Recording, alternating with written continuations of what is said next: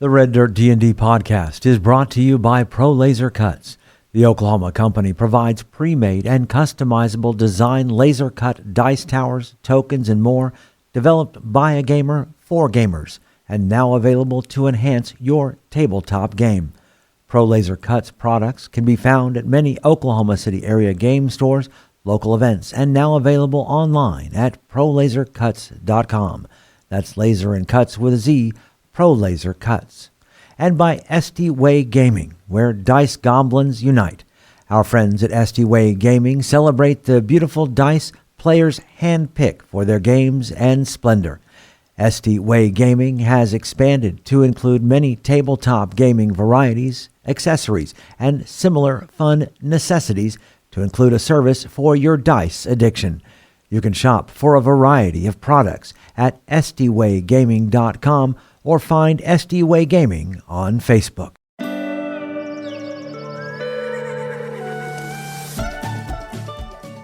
Welcome to Red Dirt D&D. I'm Michael Cross, and I play Blackjack, a jackalope folk warlock. I'm Kim Cross, and I play Beatrix, a Tabaxi rogue. I'm Johnny Payne, and I play Twitch, a rat folk necromancer. I'm Brooke Bullock, and I play Zionci, a spiderkin cleric. I'm Kiri Hester, and I play Billy, a Folsom fighter. And I'm Connor Shenold, your DM. Join us now for Tales from the Wilds.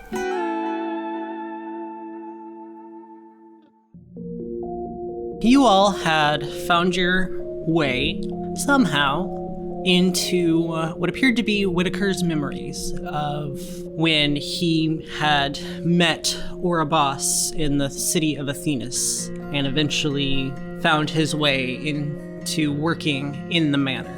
After this memory has played out, you all find yourself once again inside of Witaker's room. Do you think we missed something in Daisy's room? No, but I think now that we're kind of used to the idea of these memories, it's certainly something to look out for as we head up into the other chamber rooms. I say we find out which room is the general's. It'll have his battle axe in it. Remember, he said he left it up there. Ooh, then we could grab the battle axe and maybe... That would get us some memories, maybe. All right. We must find Armor up. the stairs.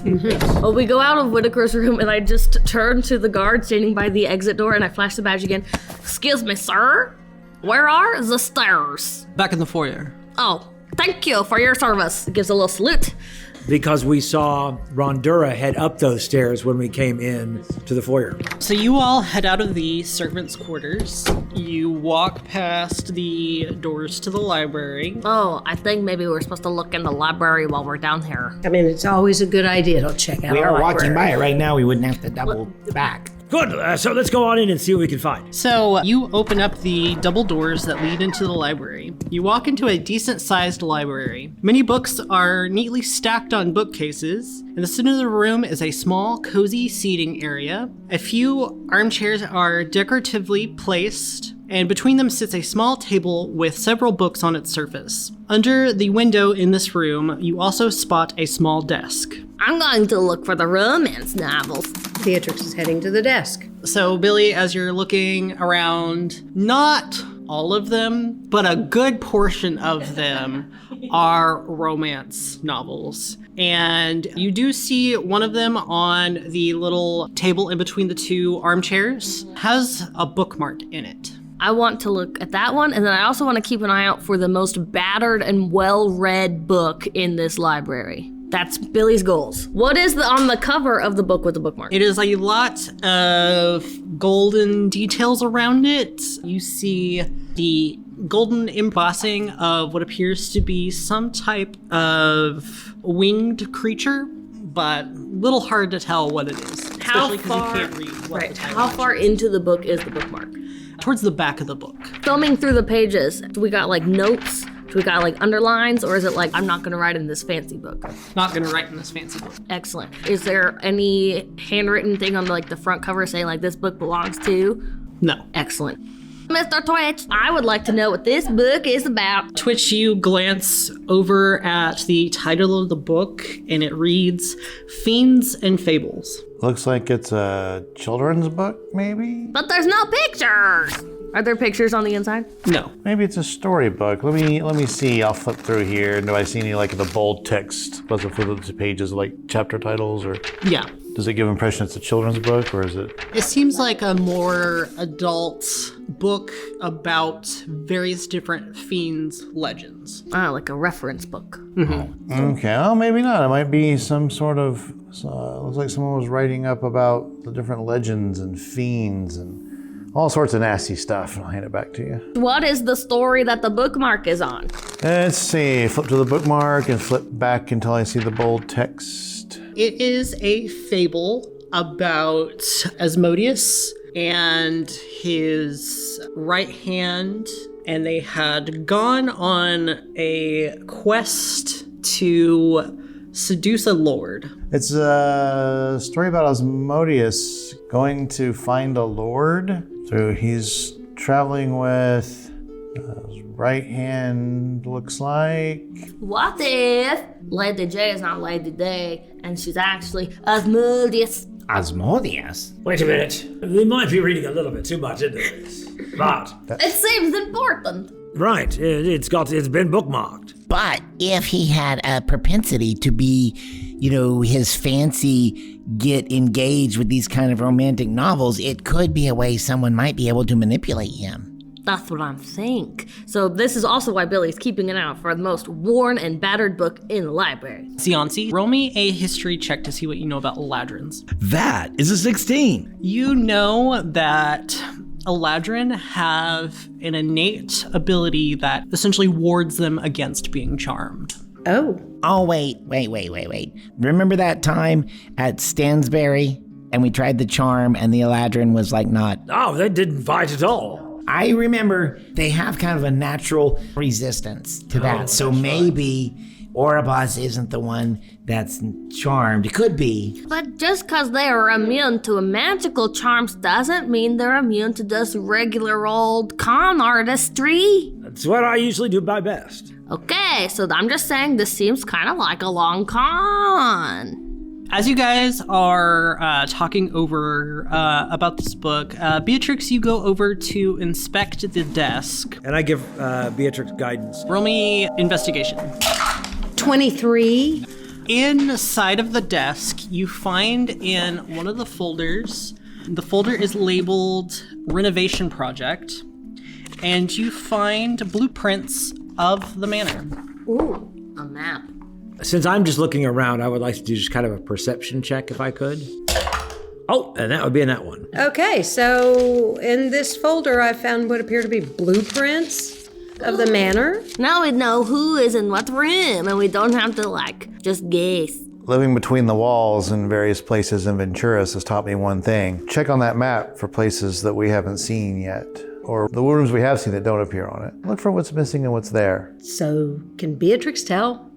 So looking at the map, you notice that in the kitchen, there is a pantry, and that pantry seems to go down into the wine cellar. The room that Oribos and his group are sequestered in would be the sitting room that is on the western side of the first floor. There's a few rooms in there that you guys didn't check out when you were in there. And then everything else seems to be upstairs. And on the second floor, you do see that the western side is the guest quarters. Beatrix has shown the map around so everyone can see it. Good eye there, Beatrix. Do we know if Lady J was in the guest quarters area or somewhere else? You can assume that she's in the guest quarters. If there's nothing else here, I say we then go check out the upstairs. Billy looks out the window. Is it still raining? Yes, Which direction out the window is this window? it is to the north. Can I see anything?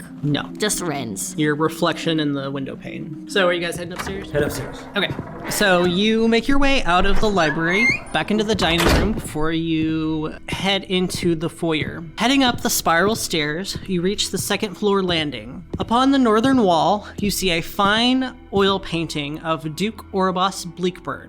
To the east and the west, you spot two doorways that will lead you further into the upper floor of the manor. The door to the west is partially open, allowing you to see the faint sight of a small seating area. I would like to approach the painting. Okay.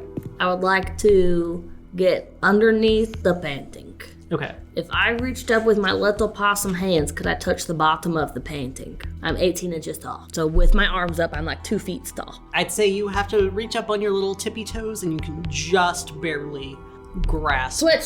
Assemble Twilly! Do you want me to lift it? No, I just want you to lift me. Okay. I want to see if the picture frame, does it wiggle away from the wall? Yes. Is there anything back there? Roll me a perception check. 6. Now, see what Billy's doing, and I can go under as well and see if I can see something. Roll me a perception check. 21. It appears as if at one point there was a larger painting that was displayed here. Now, Oribas's painting is displayed instead. Right next to Oribas's painting is another plaque that reads Duchess J. Bleakburn. However, there is not a painting there just yet. I want to know what happened to this painting. It's somewhere. Look, I want to find it. But let's look at this open door. And that's towards the guest rooms, right? Yes. Yeah. Pushing open the partially open door, you see a comfortable seating area, complete with a few chairs and a couch that faces the window. A decorative suit of armor rests in the corner of this area. Past this, you see a door marked with a plaque labeled with the number 1. Next to this door, you see a metal basin and another hallway which leads north. Peering down this hallway, you see all rooms in this area are labeled with numbers 1 through 5, each with a metal basin beside it. So we're in the sitting room looking at the doors. Yes. Ziansi would like to investigate the furniture specifically of the sitting room, see if anything might have been stashed or hidden. A modified 10. It's very fancy furniture. All right. The first one is marked number 1 over here in front of us. Why don't we just start out with that one? Okay. As you approach the door, you notice something odd. There is no door handle and there is no keyhole. Remember when Dugorabas put his dice in the You have thing? to put the dice in the basin to open the door. Beatrix, the dice in your pocket begin to roll around. Ooh! Thematic. You need to roll a 1 so we can get into room number 1. Okay, so Beatrix will, oh my goodness, the dice in my pocket are rolling around. This is kind of exciting. So she reaches in and takes the dice out and drops them in the basin together. A 6 and a 3.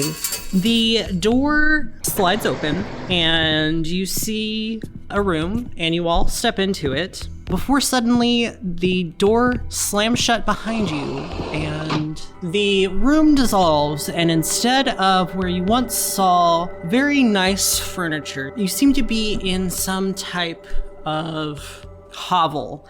And you hear a squeak of surprise as you see several pixies in front of you, and you see a banner that reads Scarlet Thorns. Yes! Oh. Attack! And the Everybody watch your pockets! pixies react in surprise, yelling at each other in Sylvan. They're coming! They're coming! Get them! They're intruders! They're gonna make us into pixie powder! Get them! Oh no. Everybody roll initiative.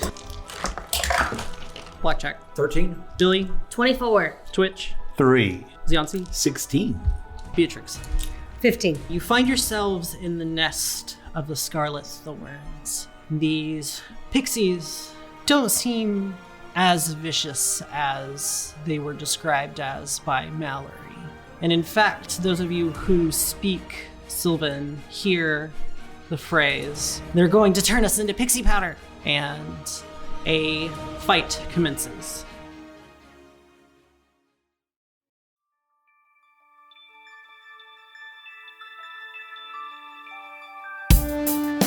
Greetings and salutations, my friends. I'm Michael Cross. So great to have a moment to talk with you during this mid-show break.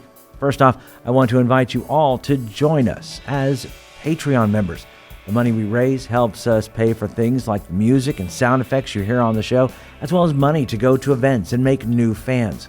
When you become a Patreon member, you get our episodes 4 days early, bonus content, access to our Discord server, and full versions of our roundtable discussions.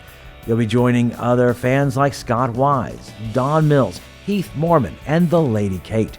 So join us right now at patreon.com/RedDirtDnD. Another way to support us is by getting your very own Red Dirt merchandise. You can find things like hats, hoodies, mugs, and t-shirts.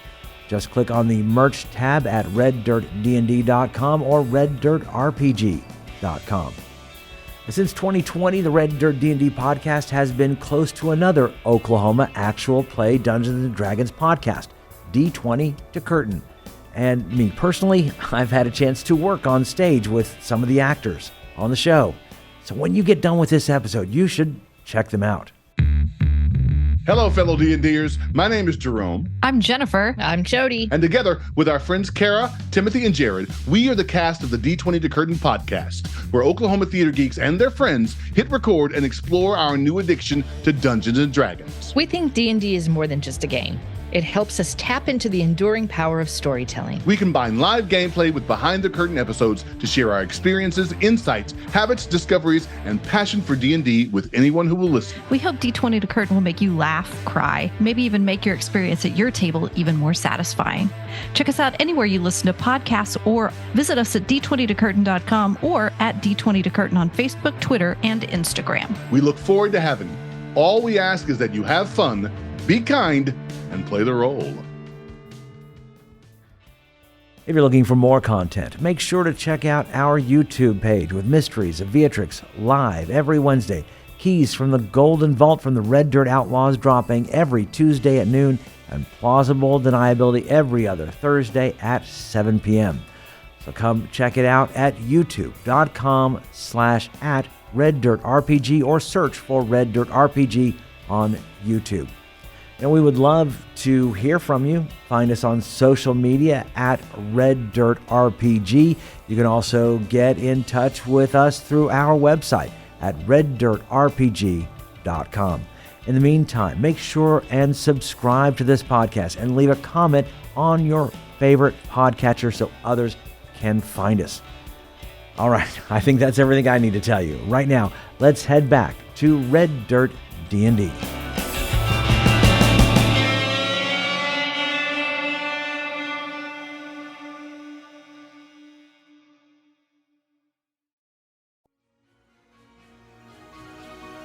Billy, you see in front of you there are 4 what seem to be regular pixies, and one further towards the back that seems to be kind of their ringleader.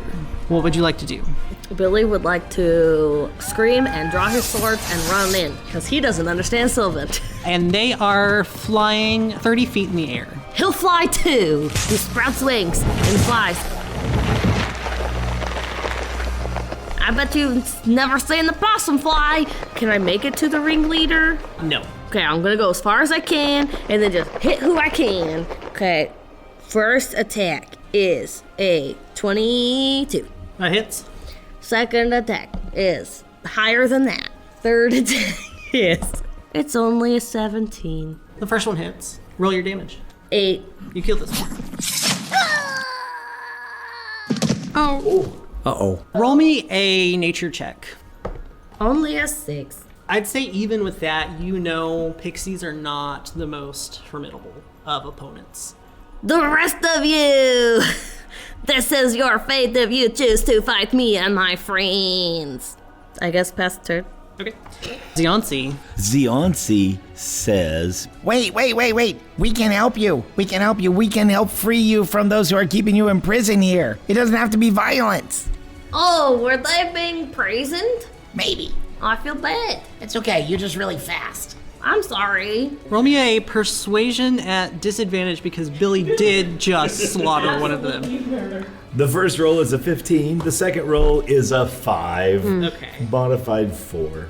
You hear what seems to be the leader. We will not let ourselves be turned into pixie powder. You call your men off and we'll stop this fight. who can speak Sylvan? Blackjack, Beatrix, and Zionsi. I go ahead and say to everyone, If we don't attack, they say that we can negotiate. Give them a moment. Give them a moment, Twitch. I don't know if I can hold the rest of my action or not. You could take the dodge action. Yeah, I will do that. Beatrix, you hear Zianzi call out. You also heard what the pixie said, that if you call off the fight, they'll also call off the fight on their end. No, we don't want to fight you. We just suddenly appeared here, and I can understand why that would be terribly startling to you. Nobody wants to turn you into pixie powder? You hear the leader say, we started the Scarlet Thorns because we've been hunted, because whoever it is that made this pixie powder figured out that they need us in order to make it. We think his name is Rumple. He's a red cap. He's really bad news. Beatrix, what would you like to do on your turn? Beatrix has her hand on her rapier, but we didn't come here to fight you. We thought we were stepping into a different space, and so my hand just comes away from my rapier. Roll me a persuasion. Oh, that's a 2. So, Blackjack. Right, okay. Look, we don't mean any harm here. Unfortunately, Billy, come back here. Come back here. Look, we may be able to help you. So if we could all just kind of drop our weapons, or sheathe our weapons, we all might be able to take care of this without any violence whatsoever. Can I give a persuasion check? You all see them glare over at Billy. But yes, and since you are the third person to try and make this, you will have advantage. 28. Okay. Wow. So what seems to be the leader eyes you for a moment before she whistles sharply and all the rest of the pixies lower their weapons. And as suddenly as this happens, the room once again turns from being in this cavern back to a room filled with furniture. No, I was gonna stop the Scarlet Thorns! Well, maybe we can do that later. Can I give some kind of insight check as to what happened? Give me Arcana. That might actually be a Twitch thing, but... I'm going to give you Arcana, because there's a lot Twitch is thinking about. Oh, actually, that's a 17. 16. So, both of you are kind of realizing that this has something to do with the dice that were rolled in the basin. You didn't roll the correct sequence of numbers. Twitch, give me an insight check. That's why I apologized immediately. It was kind of your fault.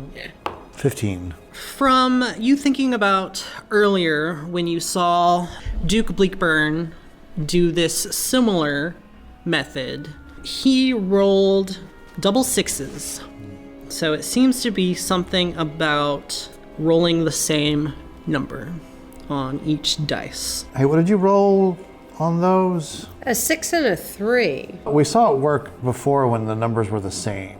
Also, the numbers were the highest numbers you could get. So maybe you have to roll more than what you rolled, or you'd have to be the same on each die. So maybe double 1s to get into... Room number 1. Yeah. Snake eyes. So do I have to roll them, or can I just put them in there? From what your Arcana senses from this, it seems as if the innate magic that kind of wards these guest rooms will throw you in a different area until you resolve what is happening in that area. So the Scarlet Thorns are in this building, but they're not in that room. Is the vibe? No. Oh. You feel that you went somewhere completely different outside of the manor. Because we were in the cave. We were so close to escaping from the manor. But we have to fix the pixie problem before we can... Oh, we did fix the pixie problem. We left. But Yeah, we because you resolved negotiated. We resolved the combat. We resolved the... Negotiation process. So fix our problem with the pixies, not the pixies' problem with the... Right. After all of that, you finally get a decent look around this room. It is decorated with soft gray walls and dark wooden floors. A large bed rests against the western wall, and you see the bag that Rondura had carried with her to the party, sitting partially opened, lying on the covers. Other than that, there does not seem to be that much in this room. So I want to go over and look at Rondura's bag. Okay. Do you look inside of it? Yes, I pick it up and look inside. Filled with an extra day's worth of clothing and a few personal items, the interior of the bag doesn't seem to hold much inside of it. Zianti, as Blackjack is rifling through, earlier when You all had first seen Rondura down by the tree stump. She had seemed to be very frantically looking inside of her bag for something. But you get the sense that there's not much of anything in this bag that she wouldn't have very quickly found that invitation. Or she was stalling. She was digging through her bag for stuff, but if this was all that was in the bag, it would have been easy to find what she was looking for or determine that it wasn't in there. But she said it was in the front pocket. Remember, she said, oh, it's in the front pocket. So, look, is that a front pocket? Yes. Let me look inside that front pocket. Okay. So as you open up this compartment, you spy a small journal in it, and you see several different pieces of paper that are sticking out strangely from this journal. Well, I'd like to open that up and read it. As you reach in and grab the journal, the room around you shudders. Oh boy. And suddenly the floor beneath you falls away. You fall into darkness for a long stretch of time before you hit the ground beneath you. You find yourselves in a narrow hallway lit only with a single sconce. To your sides, you see 4 doors, 2 on either side, and before you is a singular door. Behind you, darkness stretches out as far as your eyes can see. So we're going in the door? Hello? Is the door locked? Which door are you checking? There's 2 doors on each side and 1 door in front of us. Yes. Oh, which one do y'all want to try? Do the one right there that you're standing by at the front. You're gonna open the center door? Yeah. Right. Opening this door, you're a little taken aback because instead of a passage, you spot a wall made out of marble that has the name Orobos chiseled into it. Billy, push it this wall. Okay. Billy gets a running start and pushes on the wall. Give me a strength check. 25. Even with that, nothing happens. It seems solid. I don't think it's a fake door. This has got to be something. Well, let's try what one of on the other earth? Try a different door. Okay. There are 2 doors to the right, 2 doors to the left. Let's try the first door to the right. Okay, you open up this door and you immediately set off a trap. I need a dexterity saving throw from Blackjack. Yes. First off, a nat 1. 6. Okay. You will take appropriately 6 points of damage as you are shot in the shoulder by an arrow. Oh, I've been shot. You've been impaled. Inspecting the entryway of the door, you see it is blocked off by a stone wall with a large vertical arrow slit. I think I know where that arrow might have come from. How narrow is the arrow slit? Arrow slit size? Tiny. It's very If narrow. only we had brought Vince Spider. Billy, try to break down this wall. Okay. His guidance. I don't think it's gonna go. I don't think so either. But I Nice. appreciate the workout. Only an 18. Again, nothing happens. Your shoulder is getting very bruised now. I will use the other shoulder because you know Billy is ambidextrous. So, Ziansi, which door would you like to check out? Number 3, I guess. I would like to do a perception check to see if there are any traps. And I, with my excellent perception, rolled a 9. Doesn't seem like there's any traps. If that one was trapped, this one's not, right? And then I'll just open it. Okay, so you open the door, and this time it opens to a metal wall, and you see the word secrets embossed onto it. We're in her brain. Exactly. No, we are in her memory. And I think that Rondura, knowing that this room can contain memories, has taken steps to block out anyone. It's really interesting that because when we met her, she seemed very disorganized and frazzled. This seems very organized and unfrazzled. Maybe it's an act. Which door are you going to inspect? There's 2 left. One's on the left, one's on the right. Yes. Left. Okay, so you open up this door. A trap does not go off. However, it is blocked by solid brick. Roll me a perception check. 16. Okay, you notice that there are different colors to these bricks, and the more you kind of tilt your head and squint, you finally make out the word no. K-N-O-W, no. Poke the bricks. I poke a brick. Nothing happens. Billy, there is one more door left. Sure, I want to open the door.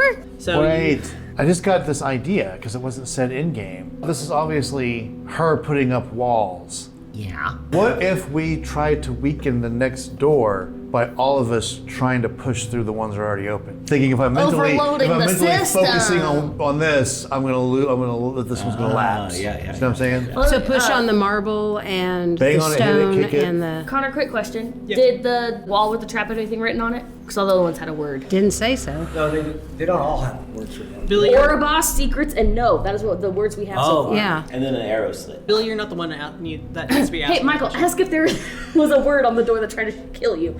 Was there a word on this door? Roll me a perception check. It's in that one. But Choose different die. plus 3, that's 4. Plus my perception of 7, that's 11. So, the long vertical arrow slit makes out the word I. The letter I. The letter I. Yeah. Open up that door. Somebody open that door. Everybody kick your walls while I try to open this door. Well, just open the door. But I like Twitch's plan. We're trying to... Okay. It gives us something to do. All right, everyone kick Okay. your wall. I'm gonna have at it. And Billy will open the door. Okay, Billy, you open the door and you see a wooden wall and you see something burned onto its surface. However, you cannot read. Mr. Twitch, it's a word. I cannot read it. What does it say? It says your. Like Y-O-U-R? Yes. Oribos, I know your secret. Then I say that out loud. Oribos, I know your secret. As you speak those words aloud, the floor below you once again gives away, sending you falling through darkness. At the end of this fall, you find yourself staring up at the night sky in an alleyway. Oh. Twitch, we must be by your house. Does any of this look familiar? From where you're at, it honestly just looks like a average alleyway. Is it light outside or dark? Night. It's night. Okay. Beatrix immediately gets herself smashed up against the wall. Okay. Can I do another perception check, see what I'm seeing around? Yes. Nat 20 for a 27. So as you look over at the entrance of the alleyway, you see a figure dressed in a dark cloak pause for a moment at the entrance. The figure glances down the alley in your direction before they continue past. Do they seem to see us? Perhaps. I actually say, excuse me, could you help us? We seem to be lost. You call out, but the figure keeps walking past and glances over their shoulder, almost as in a follow me type gesture. I think we should follow them. Yeah. Yes, all right, let's go that way. Everybody scurry. Wait, where's Beatrix? Beatrix is coming along. Oh, okay, there she is. All right. Following the twists and turns the figure makes before you, you realize you're in a residential area in the city of Bleakburn. The figure ahead of you turns a corner and you follow to rush. Turning the corner, you spot the figure entering into what looks to be a tavern. A sign above reads, "The Strike of Lightning."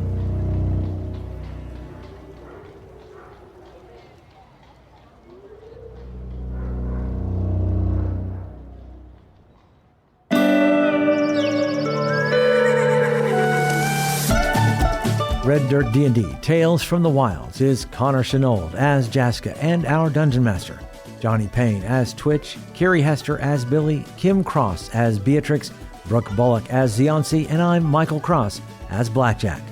The showrunner for Campaign 2 is Aidan Cross. Our theme music was created by the cinemagician P.J. Castillo. Our incidental music comes from Jeffrey McBride. Our sound effects and additional music courtesy of Monument Studios, Sirenscape, Describe.com, and TabletopAudio.com. Dice for the Red Dirt D&D cast provided by SD Way Gaming. You can find us at reddirtdnd.com.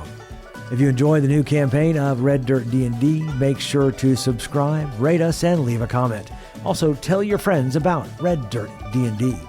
You can also support the show at patreon.com/reddirtdnd at whatever giving level works best for you. Join us next time as we travel farther into the wilds.